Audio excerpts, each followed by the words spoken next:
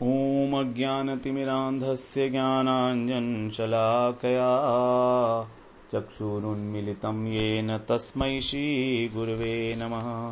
वाञ्छाकल्पतरुभ्यश्च कृपासिन्धुभ्यैव च पतितानां पावनेभ्यो वैष्णवेभ्यो नमो नमः। नमो महावदन्याय कृष्णप्रेमप्रदायते कृष्णाय कृष्णचैतन्य नाम्ने गौरत्विषे नमः। हे कृष्ण करुणा सिंधो दीनबंधो जगत्पते गोपेश गोपिका कांत राधा कांत नमोस्तुते। तप्त कांचन गौरांगी राधे वृंदावनेश्वरी वृषभानुसुते देवी प्रणमामि हरिप्रिये। वृंदायै तुलसीदेव्यै प्रियायै केशवस्य च कृष्णभक्तिप्रदे देवी सत्यवत्यै नमो नमः। श्री कृष्ण चैतन्य प्रभो नित्यानंद श्री अद्वैत गदाधर शिवसदि गौरभक्तवृंद। हरे कृष्णा कृष्णा कृष्णा हरे हरे, हरे राम राम राम हरे हरे। हरे कृष्णा। सर्वप्रथम मैं अपने गुरु पाद पद्म ओम विष्णुपाद अष्टोत्तर शत श्री श्रीमद् भक्तिवेदांत माधव गोस्वामी महाराज के चरण कमलों में अनंत कोटि दंडवत प्रणाम ज्ञापन करता हूँ। हम लोग श्रीमद् भगवद गीता के 13वें अध्याय में 28वां श्लोक श्रवण कर रहे हैं, जिसमें भगवान ने कहा है, समं पश्यन् हि सर्वत्र समवस्थितम् ईश्वरम् न हि नस्ति आत्मना आत्मानं ततो याति पराम गतिम्। भगवान कह रहे हैं कि भगवान परमात्मा सभी के अंदर समान रूप से अवस्थित हैं, ईश्वर के रूप में, अर्थात हमारे नियामक के रूप में, हमारे स्वामी के रूप में सर्वत्र भगवान विराजमान है। और जो ऐसा नहीं देखता है, जो इस प्रकार अपने आप से मनुष्य सर्वत्र समरूप से अवस्थित ईश्वर को जो समान रूप से नहीं जो देखने वाला मनुष्य है, वो अपने आप से अपने आप की हिंसा नहीं करता है। और जो ऐसा नहीं देखता है, वो इस अपने आप से अपने आप की हिंसा कर रहा है। तो जो हिंसा अपनी नहीं कर रहा है, वही परम गति को प्राप्त होता है। तो यदि हम सभी के अंदर परमात्मा के दर्शन नहीं कर पा रहे हैं, तो समझिए कि हम एक प्रकार से आत्मघाती हैं। जीवन का उद्देश्य है भगवान की प्राप्ति, और यदि हम अपने उस उद्देश्य के प्रति प्रयासरत नहीं हैं, तो इसका मतलब है कि हम अपने जीवन का ही हनन करने वाले हैं। भागवत में हम लोगों ने पिछले सत्र में श्रवण किया, 11वें स्कंध के 20वें अध्याय के 17वें श्लोक में बता रहे हैं, भगवान स्वयं बता रहे हैं उद्धव जी को, निर्देह माद्यम सुलभम सुदुर्लभम प्लवम सुकल्पम गुरुकर्णधारम मयानुकूलेन नभस्वतेरितं पुमान् भवाब्धिं न तरेत स आत्महा। स आत्महा, सौ माने वह व्यक्ति, आत्महा माने अपनी आत्मा का हनन करने वाला है। कौन? जो गुरुदेव की शरण ग्रहण करके इस मनुष्य शरीर में, जो कि नौका की तरह से है, एक सुदृढ़ नौका, सुकल्पम, सुकल्प का मतलब सुदृढ़, हमारा जो मनुष्य शरीर है, ये इसकी उपमा दी गई है एक सुदृढ़ नौका की भांति। तो जो शरण ग्रहण करके गुरुदेव की, और गुरुदेव क्या है? कर्णधार, मतलब केवट, नाव को चलाने वाले नाविक, वही इस नौका का संचालन करते हैं। और भगवान स्वयं अपने भक्तों का संग देकर, साधु संग देकर हमको अनुकूल वायु प्रदान करते हैं, अर्थात कृपा करते हैं। अनुकूल वायु है भगवान की कृपा, और भगवान की कृपा का अर्थ है साधु संग का मिलना। हमें साधुओं का संग हो, हमारी उसमें रुचि हो, ये भगवंत कृपा का ही फल है। तो भगवत कृपा भी हमें प्राप्त हो, सद्गुरु भी हमें प्राप्त हो, जो हमारी नाव को लक्ष्य की ओर बढ़ा रहे हैं। इतनी सुविधा होने पर भी जो इस दुर्लभ शरीर को प्राप्त करके, क्योंकि ये मनुष्य शरीर इतना सुलभ नहीं है आसानी से, लेकिन हमको सुलभ हो गया है। सुलभम सुदुर्लभम, सुदुर्लभ होने के बाद भी जो हमको सुलभ हो गया है, आसानी से मिल गया है, तो भी यदि हम इस संसार सागर से पार होने की चेष्टा नहीं करते, तब हम आत्मा का हनन करते हैं, अपनी आत्मघाती हैं। और इस संसार में बिना किसी आश्रय के, बिना गुरु के आश्रय के, बिना भगवत आश्रय के हम इस संसार को पार नहीं कर सकते। ये भवसागर बहुत भयंकर है। इसकी उपमा दी गई है दुख के सागर से, दुखों से भरा हुआ है सागर, दुख के जल से भरा हुआ सागर है ये। चैतन्य चंद्रोदय में बताया गया है, संसार दुख जलधौ पतितस्य कामा क्रोधादिनक्रम करई कवलीकृतस्य दुर्वासना निगडितस्य निराश्रयस्य चैतन्य चंद्र मम देहि पदावलंबम चैतन्य चंद्र मम देहि पदावलंबम। संसार दुख जलधौ, ये दुख का सागर है। जलधौ मतलब सागर, समुद्र, और हम इसमें पतित हो गए हैं, पतितस्य। और इसके अंदर सागर में बहुत बड़े बड़े मगरमच्छ हैं, नक्रम, नक्रम माने मधुमच्छ, मगरमच्छ। काम, क्रोध, लोभ, मोह, मद, मत्सर, ये 6 बहुत बड़े बड़े मगरमच्छ हैं, जिन्होंने हमको कबलीकृतस्य, जिन्होंने हमको अपने जबड़े में जकड़ रखा है। हम लोग इन 6 मगरमच्छ के जबड़ों में पड़े हुए हैं। और इतना ही नहीं है, दुर्वासना निगडितस्य, और हमारे हृदय के अंदर जो दुर्वासनाएं हैं, जो पाप करने की वासनाएं हैं, ये एक रस्सी की भांति हम लोग उससे बंधे हुए हैं। निगडितस्य, जैसे रस्सी बांध दी जाती है, तो हम लोग मगरमच्छों के मुंह में पड़े हुए हैं और रस्सी से बंधे हुए हैं, दुर्वासना रूपी रस्सी से। दुर्वासना निगणितस्य, इसलिए क्या हो गया है, निराश्रय हो गया है। हमें कोई आश्रय नहीं है। हम इस संसार सागर से बाहर कैसे निकलेंगे? हाथ पैर खुले भी तो नहीं है ना, दुर्वासना की डोरी हमारी रस्सी बंधी हुई है। यदि एक मगरमच्छ छोड़ भी देगा तो दूसरा मगरमच्छ हमको कबलीकृतस्य अपना ग्रास बना लेगा। इसीलिए कह रहे हैं, चैतन्य चंद्र मम देहि पदावलंबम। हे चैतन्य महाप्रभु, आप अपने चरणों का मुझे आश्रय दीजिए। तो भगवत आश्रय के द्वारा ही, इसी को कहा गया है, जो 12वें अध्याय का अंतिम श्लोक, उसमें यही कहा था, श्रद्धाना मत परमा भक्तास्ते अतीव में प्रिया। जो श्रद्धालु भक्त मेरा आश्रय लेते हैं वही मुझको अतिशय प्रिय है। तो भगवत आश्रय के बिना, गुरु पदाश्रय के बिना हमारा इस संसार सागर से किसी भी प्रकार उद्धार होने की कोई संभावना नहीं है।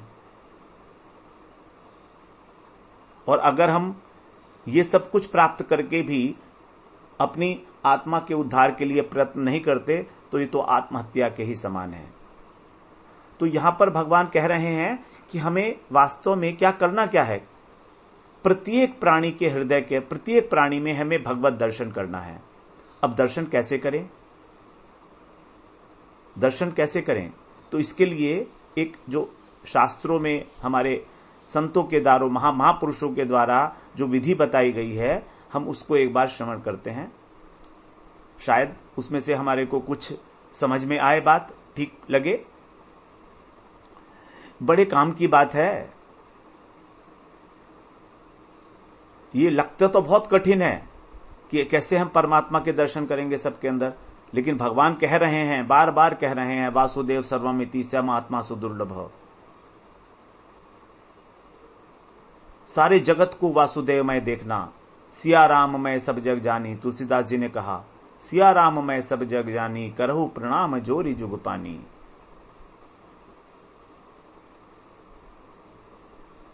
तो कह रहे हैं कि जो भी हमारे सामने आए, हमारा पुत्र, पत्नी, पिता, मालिक, नौकर, मित्र, पड़ोसी, हमारा शत्रु, कोई भी अजनबी, तो हमें इस बात को स्मरण रखना है कि इसके हृदय में मेरे इष्ट का ही अवस्थान है, इसके हृदय में भी कृष्ण विराजमान है, अथवा मेरे प्रभु, मेरे इष्ट ही इस व्यक्ति के रूप में मेरे सामने आए हैं, और मन ही मन उनको प्रणाम करे। ये एक महापुरुष के वाक्य हैं, मन ही मन उनको प्रणाम करे। जो भी हमारे सामने आए उसको मन में प्रणाम कर ले, इसमें कोई बहुत बड़ी बात तो नहीं है। स्मरण रखना पड़ेगा, उसके अंदर भगवान हमें दिखाई नहीं दे रहे हैं, लेकिन है तो वही अंतर्यामी परमात्मा जो हमारे हृदय में है, उसके हृदय में है। वही कृष्ण जो हमारे हृदय में होंगे उसके हृदय में भी है। तो कृष्ण को प्रणाम करे, मन ही मन प्रणाम करे। अब प्रणाम के बाद मन ही मन उनसे आज्ञा मांगे कि हे प्रभु, अभी मेरा रोल एक मालिक का है। जैसे मान लीजिए हमारे सामने हमारा नौकर आया, तो हमने मन ही मन उसको प्रणाम किया, और फिर अब मन ही मन उनसे आज्ञा मांग रहे हैं कि हे प्रभु, अभी मेरा रोल एक मालिक का है और आपका रोल एक नौकर का है, अथवा मेरा रोल एक पिता का है, आपका रोल एक पुत्र का है, मेरा रोल पति का है, मेरा रोल कोई भी रोल हो, तो मेरा ये रोल है और आपका ये रोल है। हमारे रोल अलग अलग हैं, और आप क्या करें, आप मुझे अपने रोल के अनुसार व्यवहार करने की आज्ञा दें। कोई मेरा मित्र है, मेरा मित्र सामने आया, तो मैंने कहा कि हे प्रभु, आप मेरे मित्र के रूप में सामने आए हो, इसलिए आप मुझे आज्ञा दो कि मैं आपके साथ एक मित्र के रूप में व्यवहार कर सकूं। आज्ञा मांग ली। अब ये रोल प्ले हो रहा है तो भगवान सामने, लेकिन रोल प्ले कर रहे हैं। और साथ साथ मुझे ये शक्ति दें कि मैं इस बात का स्मरण रखूं, ये भूलूं नहीं कि आप ही मेरे सामने इस रूप में आए हैं, आगे भी। तो 3 बातें हो गई। मन ही मन प्रणाम करे, मन ही मन उनसे जो भी रोल हमारा है, जो भी संबंध हमारा उस व्यक्ति के साथ है, उस संबंध के अनुसार व्यवहार करने की आज्ञा मांगे, और आगे भी हमेशा स्मृति के लिए प्रार्थना करे कि मैं आपको ही देखूं, आप ही मेरे सामने किसी भी रूप में आए, लेकिन मैं आपको ही देखूं। ये 3 बातें यदि हम मन में बिठा लें और आधा घंटे 1 घंटे भी अगर इसका अभ्यास करें, तो बड़ा आश्चर्यजनक परिवर्तन अपने आप में हम पा सकते हैं।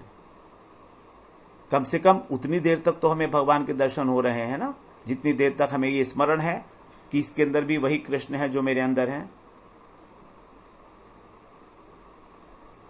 तो ये व्यवहार जो है, यही भगवत अर्पण हो जाएगा। भगवान ने कहा है ना 18वें अध्याय में 46वें श्लोक में, स्वकर्मणा तम अभ्यर्च सिद्धिम विंदति मानव। स्वकर्मणा तम अभ्यर्च, अपने सभी कर्मों को भगवान के अर्पण करना।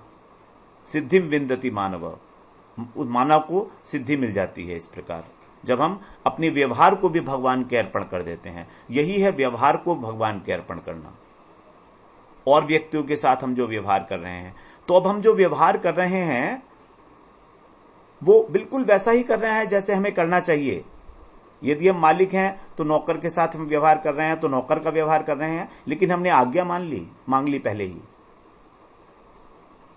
उसमें प्रभु को मानकर, अपने इष्ट को मानकर हमने उनसे आज्ञा मांग ली कि अब मैं आपके साथ एक मालिक की तरह से ही व्यवहार करूंगा, और आगे भी जब कभी आप मेरे सामने आए तो मुझे ये स्मरण रहे कि मेरे भगवान ही मेरे सामने आए हैं इस रूप में। आगे के लिए भी पक्का कर लिया वादा। तो जितना भी ये संसार है, चराचर प्राणी, सबके सब भगवान से ही निकले हैं, भगवान में ही हैं और भगवान में ही समाते हैं। उनके अंदर भी भगवान है, बाहर भी भगवान है। बहिर्अन्तश्च भूतानाम अचरम चरम एवच। सब समय है, सब में है, सब अवस्थाओं में, किसी भी रूप में हो हम उनका पूजन कर सकते हैं, हम उनका भजन कर सकते हैं। और अपने अपने रोल को याद रखते हुए, जो हम लोगों को रोल प्ले करने के लिए दिया गया है इस संसार में, उसको हम लोग रोल प्ले करेंगे भगवान की याद करते हुए। तो व्यवहार तो करना है हमको रोल के अनुसार, लेकिन स्मरण रखना है भगवान का। जैसे भगवान ने 8वें अध्याय में अर्जुन को कहा था, मामनुस्मर युद्ध च, निरंतर मेरा स्मरण कर और युद्ध भी कर। तो युद्ध तो करना ही है। इस प्रकार से हम लोगों ने 28वें श्लोक को श्रवण किया। अब हम लोग 29वें श्लोक में श्रवण करते हैं। प्रकृति एव च कर्माणि क्रियमाणानि सर्वशः यह पश्यति तथात्मानम् अकर्तारं स पश्यति। ये वही श्लोक है उसी प्रकार का जैसे 3रे अध्याय में भगवान ने कहा था 27वें श्लोक में, अहंकार विमूढ़ात्मा करता है मिति मन्यते। उसी तरीके का ये श्लोक है। प्रकृति क्रियमाणानि गुणै कर्माणि सर्वशः। यहां पर कह दिया प्रकृति एव च कर्माणि क्रियमाणानि सर्वशः। तो दोनों का जो पूर्वार्ध है श्लोकों का वो काफी मिलता हुआ है। 3 तत्व बताए गए हैं, परमात्मा, आत्मा और शरीर, अथवा प्रकृति, पुरुष और परम पुरुष। अब प्रकृति जड़ है, आत्मा और परमात्मा दोनों चेतन तत्व हैं। जब परमात्मा का ईक्षण होता है प्रकृति पे तो प्रकृति क्रियाशील हो जाती है, उसके अंदर विकार होते हैं, 3 गुण उत्पन्न होते हैं उसमें, विकारांश गुणांश चैव विद्धि प्रकृति संभवान। श्रवण कराए हैं कि प्रकृति से ही विकार और गुण की उत्पत्ति होती है। तो प्रकृति से सबसे पहले उत्पत्ति होती है महत्त्व की। महत्त्व में कोई क्रिया नहीं है। अब महत्त्व में जब विकार आता है तो अहंकार की उत्पत्ति होती है। ये अहंकार क्रिया प्रधान है, अर्थात कर्म की सृष्टि इसी अहंकार से होती है। और ये अहंकार 3 प्रकार का, सात्विक, राजसिक, तामसिक, जिनसे क्रमशः मन, इंद्रियां और 5 महाभूत, 5 तन्मात्रा उत्पन्न होते हैं। इस प्रकार 24 तत्वों की उत्पत्ति हो गई। इन 24 तत्वों से ही सभी प्राणियों के शरीर और इस संसार की रचना होती है। तो हमारा जो मन, बुद्धि, अहंकार, मन, बुद्धि और इंद्रियां हैं, ये सब 3 गुणों के कार्य हैं, सात्विक गुण, राजसिक गुण और तामसिक गुण। और इन्हीं से चेष्टाएं की जाती हैं। हमारा मन कुछ चेष्टा करता है, हमारी इंद्रियां चेष्टा करती हैं। तो इस चेष्टा को भगवान ने अलग अलग स्थान पे अलग अलग रूप में कहा है। जैसे 3रे अध्याय के 27वें श्लोक में जो हम लोगों ने भी बात की, कहा है प्रकृते क्रियमाणानि गुणै कर्माणि सर्वशः, अर्थात प्रकृति के गुणों के द्वारा सभी कर्म किए जाते हैं। 28वें श्लोक में कहा गुणा गुणेषु वर्तन्त, कि गुण ही गुणों में बरत रहे हैं, अर्थात गुणों के द्वारा सब कार्य हो रहे हैं। 5वें अध्याय के 9वें श्लोक में कहा इंद्रियाणि इंद्रियार्थेषु वर्तन्त इति धारयन्, इंद्रियों के द्वारा सब कार्य हो रहे हैं। और यहां पर कह रहे हैं प्रकृति एव च कर्माणि, प्रकृति के द्वारा सब कार्य हो रहे हैं। बात एक ही है। क्योंकि ये सब के सब प्रकृति के ही कार्य हैं। प्रकृति का ही कार्य है गुण, गुणों के कार्य है इंद्रियां, एक ही बात है सारी। तो शरीर के द्वारा जो क्रिया हो रही है, इसका आत्मा से कोई संबंध नहीं है, लेकिन फिर भी आत्मा सूक्ष्म शरीर में आसक्त होने के कारण अज्ञानवश शरीर की क्रियाओं को अपने पर आरोपित करके देखती है।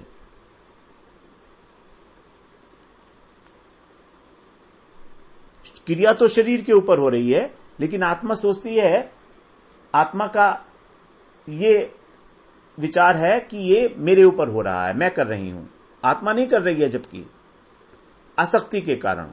आत्मा की आसक्ति है सूक्ष्म शरीर में और सूक्ष्म शरीर की आसक्ति है स्थूल शरीर में।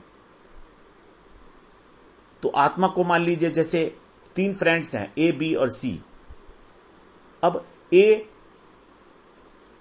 की फ्रेंडशिप है बी से और बी की फ्रेंडशिप है सी से। अब जब सी को चोट लगती है तो बी को दुख होता है, क्योंकि बी की फ्रेंडशिप है सी से।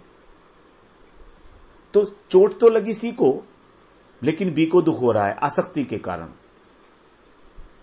अब जब बी को दुख हो रहा है तो बी का फ्रेंड है ए, तो ए को भी दुख होता है, क्योंकि बी को दुख हो रहा है।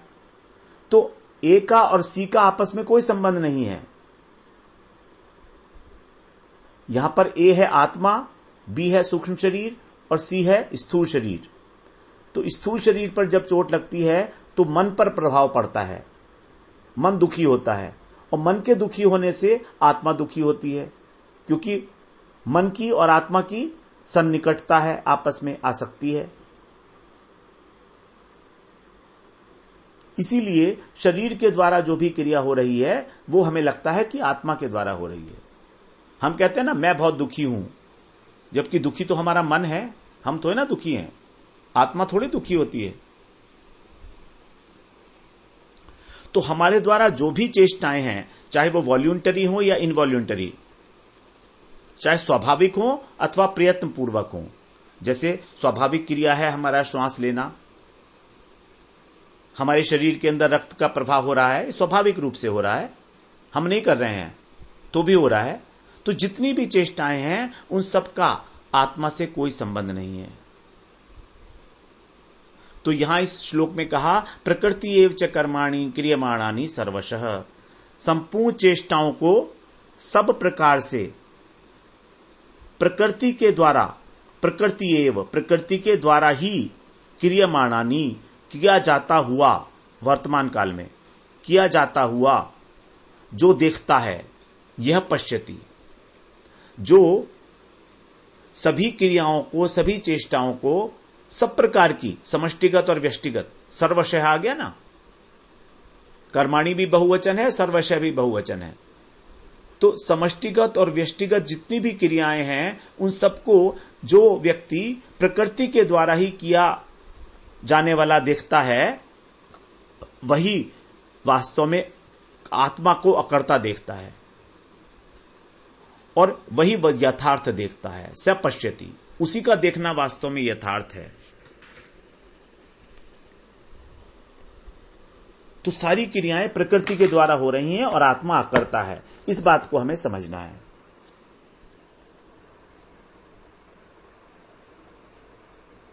तो प्रकृति ही वास्तव में कार्य के रूप में परिवर्तित हुई है, हमारी इंद्रियों के रूप में, हमारे शरीर के रूप में, वही सब कार्य कर रही है। अविद्या के संसर्ग के कारण शरीर में आसक्ति हो गई, शरीर में आसक्ति होने के कारण उसमें आत्मबुद्धि हो गई, और हम प्राकृत क्रियाएं जो भी हो रही हैं उन सब क्रियाओं का कर्ता स्वयं को मान बैठे, लेकिन हम वास्तविक कर्ता नहीं है। ये बात हम लोग पता नहीं कितनी ही बार कराए हैं अभी तक, कर्ता और भोक्ता की, और भगवान भी बार बार यही बात कह रहे हैं, तो हमें भी तो वही बात करनी पड़ेगी। हम कोई अन्यथा कोई अपनी बात तो कर नहीं सकते।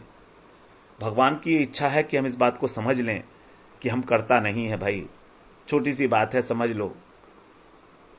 भगवान को विश्वास है कि हम नहीं समझेंगे, इसलिए बार बार कह रहे हैं। तो पहले बता चुके हैं कि हमारे हृदय के अंदर जो परमात्मा बैठे हुए हैं वहां अनुमंता भी हैं, वो प्रेरक भी हैं, अनुमोदन करते हैं प्रत्येक कार्य का।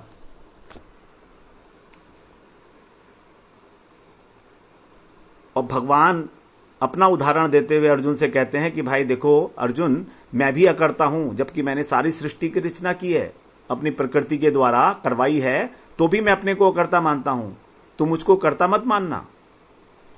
चौथे अध्याय के 13वें श्लोक में, चातुर्वर्ण्यम मया सृष्टम गुण कर्म विभागशः तस्य कर्तारम अपि माम विद्धि अकर्तारम अव्ययम, कि ये जो मैंने सृष्टि की है चातुर्वर्ण की, 4 वर्ण, ब्राह्मण क्षत्रिय वैश्य और शूद्र, ये मैंने की है गुण और कर्म के अनुसार, लेकिन मैंने की है, मैं इसका करता हूं, तो भी तुम मुझको अकर्ता ही मानना। तो करता हूं लेकिन तुम अकर्ता मानना, मतलब इस सब को करने का मुझे कोई फल नहीं भोगना पड़ेगा, तुम सोचते हो, क्योंकि मैं अकर्ता मानता हूं अपने को। ये उदाहरण है भगवान की तरफ से, हमारे लिए प्रेरणा है कि जैसे भगवान स्वयं को अकर्ता मानते हैं करने के बाद भी, और हम लोग तो करते नहीं है तो भी स्वयं को कर्ता मानते हैं। कई बार तो ऐसा होता है, हम लोग कोई कार्य नहीं करते और कह देते हैं ये कार्य मैंने किया है। हम लोग तो इतने धूर्त हैं, क्रेडिट लेने के लिए सबसे पहले नंबर 1, डिस्ट्रीब्यूशन हो रहा है, प्राइस डिस्ट्रीब्यूशन हो रहा है, तो सबसे आगे लाइन में लगेंगे कि मैंने किया ये काम, मैंने किया ये काम, मुझको प्राइज मिलना चाहिए, मेरा नाम अखबार में छपना चाहिए, मैंने इतना दान दिया है, मैंने इतना सब कुछ किया है समाज के लिए, देश के लिए। फोटो खिंचवाते हैं, सेल्फी ले लेके डालते हैं फेसबुक के ऊपर। What an irony with the human Mankind.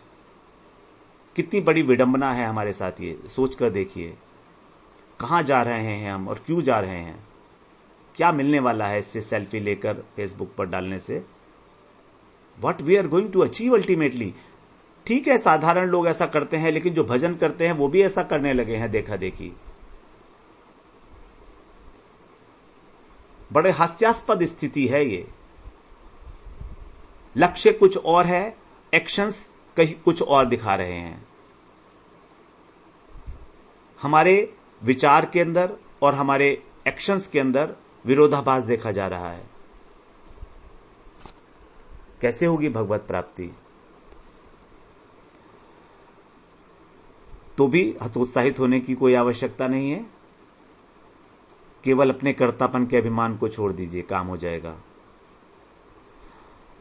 तो भगवान कह रहे हैं कि जिस प्रकार से मैं अकर्ता हूं, तुम अपने को क्यों नहीं अकर्ता मानते?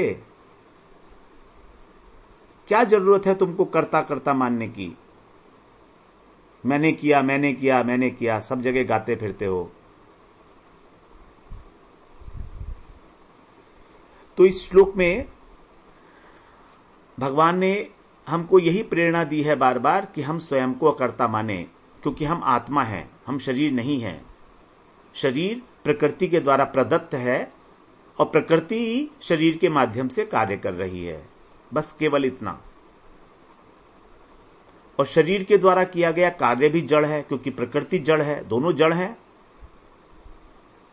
तो जड़ कर्म में जो हमारी आसक्ति है, इसी के कारण हम लोग इस कर्म के बंधन में फंसे रहते हैं, मिथ्या अभिमान को धारण करके। मिथ्या है ये, जैसे जादूगर का जादू मिथ्या है, ऐसे ही हमारा जो कर्तापन की भावना है ये मिथ्या है। न कृतत्वम न कर्माणि लोकस्य सृजति प्रभु। भगवान ने नहीं बनाया है इसको, तो भी हमने अपने ऊपर इसको आरोपित कर लिया, कर्तापन को। तो इन 3 श्लोकों में 27, 28 और 29 भगवान ने यह सिद्ध किया है कि शरीर और क्रिया दोनों प्रकृति के द्वारा होते हैं, जड़ हैं, विनाशी हैं, और इनका आत्मा पे आरोप करना, इनमें आसक्त होना सर्वथा बेमानी है। उसका कोई प्रयोजन नहीं है, निष्प्रयोजन है, अविद्याजन्य है, और भगवान इसी अविद्या को नष्ट करना चाहते हैं। फिर हम लोग इसी बात को आगे चर्चा को कंटिन्यू रखेंगे। वांछा कल्पतरुभ्यश्च कृपा सिंधुभ्य एव च पतितानां पावनेभ्यो वैष्णवेभ्यो नमो नमः।